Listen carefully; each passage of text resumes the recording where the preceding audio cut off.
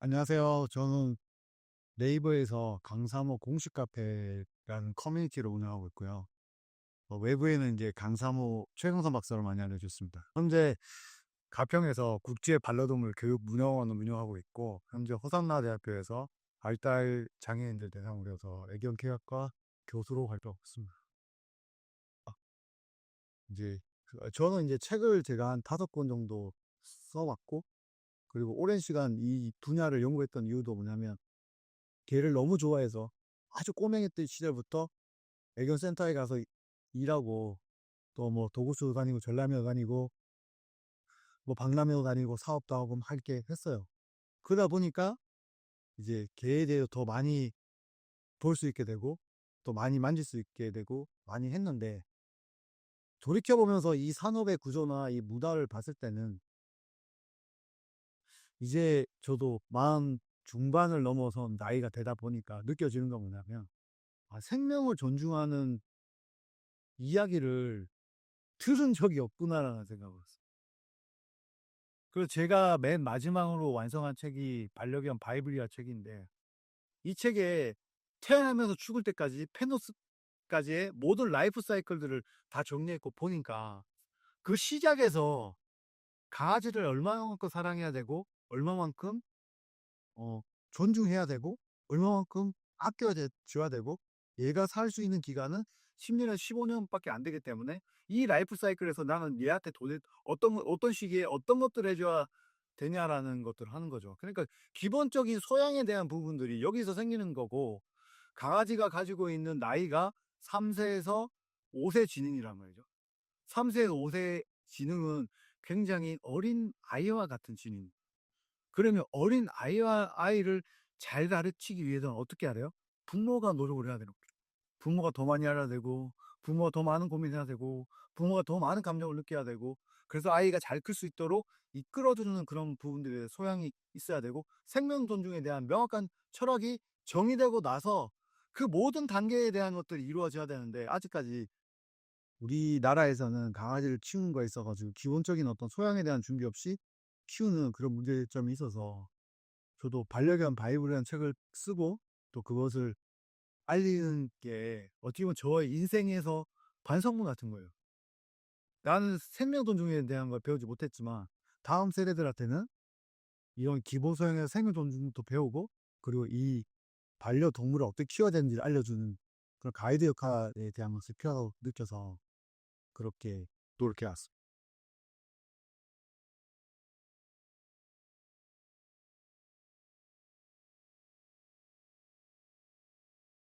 그 유기동물 자체가 아까 말했던 것처럼 트라우마가 있고 행동적으로 문제가 생길 수밖에 없는 구조잖아요. 굉장히 극도로 예민해진 상황에서 갇혀서 들어간 곳에서는 수많은 개들이 짖고 수많은 사람들이 나타나는데, 낯선 사람들이고 두렵고 무서운 감정에 완전 트라우마처럼 갇혀있는 상황에서 정신적인 치유나 환경적인 적응이 안 된 상태에서 개를 만지거나 데려오게 되면 공격성이 나올 수밖에 없겠죠. 개를 이해하지 않는 사람이 반려동물 행동학을 말할 수 있겠어요? 행동학이 기본이 돼서 개의 자세, 뭐 귀는 어떤지, 코는 어떤지, 눈은 어떤지, 털은 쓰는지, 뭐 얘 지금 현재 어떤 성격이 어떤 반응을 가지고 있는지 그런 반응을 모르는 상태에서 훈련할 수도 없고, 잘못 만지게 되면 결국 물리게 되고 사고가 나는데, 사지 말고 입양하세요는 말이 굉장히 아름답고 멋진 말처럼 포장이 되어 있지만 실제 어떻게 보면 굉장히 무책임한 말일 수 있고요. 그러니까 이 아이의 어떤 문제나 이런 고쳐야 될 것들은 어느 정도 개선이 되고 안정화된 상태에서 입양이 가면 행복하게 살 수 있지만, 보통 파양되거나 문제 일으키는 거에 대한 부분들은 행동 교정에서 많이 나타나는데, 그 행동 교정에 대한 부분들을 신경을 안 쓰고 있기 때문에 신경 쓸 수 있는 환경도 없고 신경 쓸 수 있는 인력도 없고 신경 쓸 수 있는 구조도 제도적으로 정리가 안 됐기 때문에, 그 감성으로 접근해서 입양하면 결국에 파양하는 게 정말 가장 안타까운 순간이라고 말씀드리고 싶어요.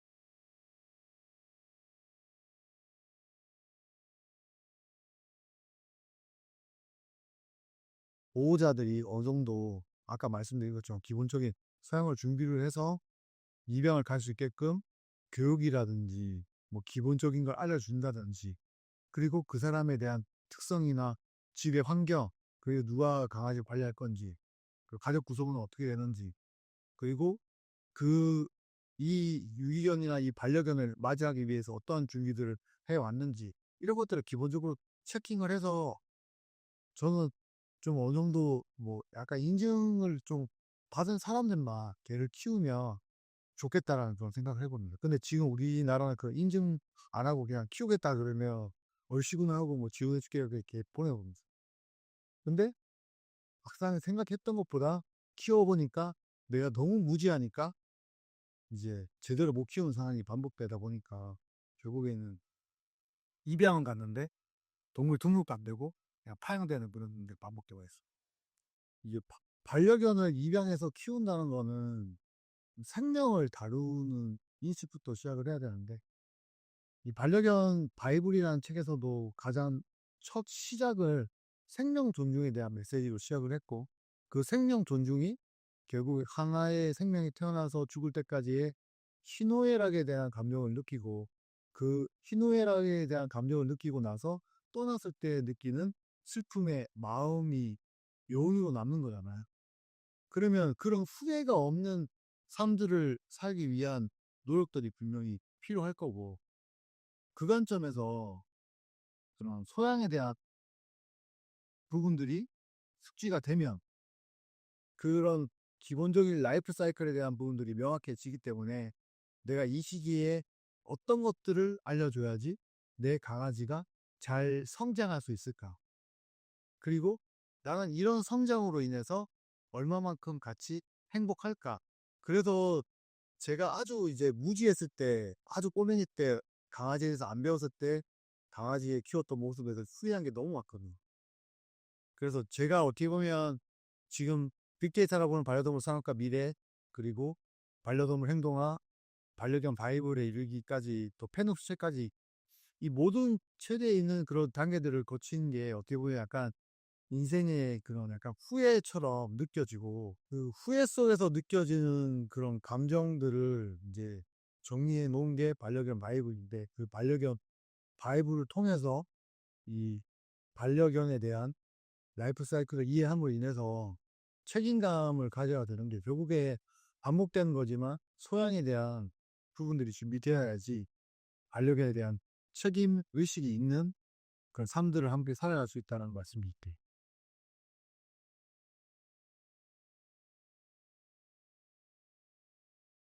이제 유기견들에 대한 공격성이 가장 큰 문제점으로 다가오고, 그 공격성들 때문에 사고가 많이 나는데, 결국 여기서도 보호자들이 대부분 심각하게 물리는 경우는 무지하기 때문에, 그러니까 아무런 공부도 안 하고 개를 데려왔기 때문에. 그래서 저는 그렇게 생각을 해요. 반려견을 키우는 강아지들은 굉장히 어린 시절에 왔기 때문에 이런 공격성에 대한 문제들은 안 생기지만, 유기견은 공격적인 문제가 생길 수 있거든요. 그렇다고, 그렇기 때문에 더 많이 공부를 하고 데려와야 되는 게 유기견부터.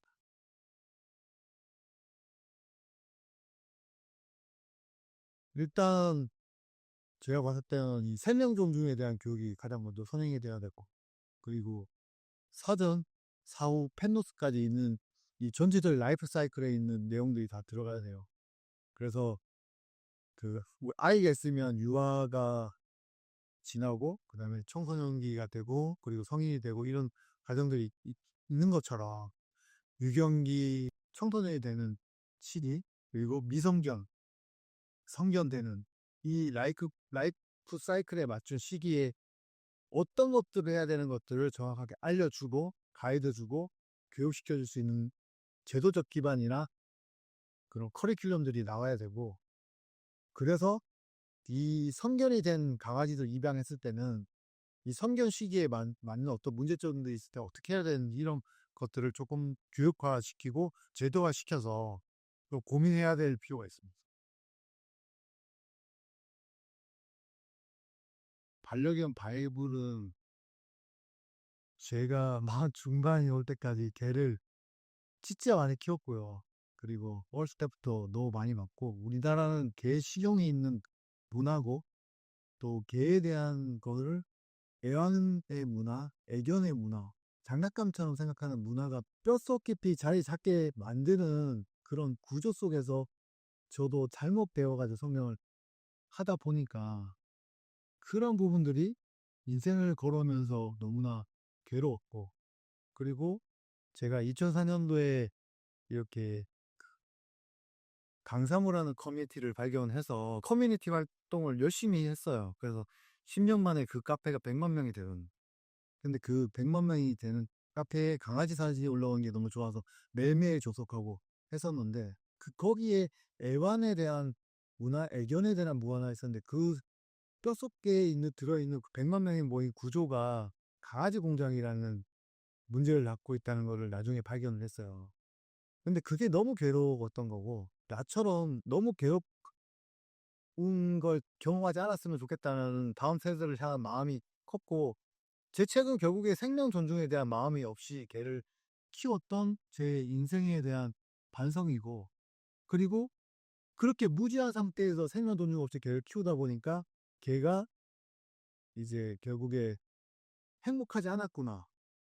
나만 그냥 장난감처럼 한번 꺼내보는 식으로만 대하고 내 개를 사랑한다고 말했구나라는 게 너무 후회돼서, 그래서 그 비윤리적인 그 강아지 공장에 대한 문제를 개선하기 위해서 쓴 일종의 반성문 같은 게 그거였고, 누군가는 먼저 이렇게 정말 자기가 좋아하고 자기가 정말 사랑하고 또 어떻게 보면 굉장히 사회적 약자에 있는 이 동물들이잖아요. 이 동물들을 위한 길들을 가야 된다고 생각을 해서 약간 사명 아닌 사명으로 하다가 보니까 지금 이제 이렇게까지 오게 된 것입니다. 그리고 이제 만 중반이 넘어서 세상에 전하고 싶은 메시지가 결국에는 반려견을 키우기 위해서 뭐 행동교정도 하고 훈련도 해야 되고 뭐든 해야 되고 해서 해가지고 잘 키우는 거다라고 이야기는 하지만, 가장 그 큰 시작에서는 반려견에 대한 생명 존중부터 먼저 시작을 하고, 생명에 대한 철학을 가지고 나서 책임의식을 가진 후에 뭐 사전 교육이든 사후 교육이든 패터스도 배워야 된다고 생각을 하는 게 반려견 바이블의 핵심입니다. 이해관계자를 바탕으로 퍼소나를 선정했습니다. 첫 번째 퍼소나는 입양 희망자입니다. 귀여운 사진을 보고 충동적으로 입양을 고민하며 반려동물에 대한 기본 지식이 부족한 상황입니다. 두 번째 퍼소나는 회사원입니다. 고양이와 강아지를 키우며 동물보호소에서 봉사활동을 진행 중이고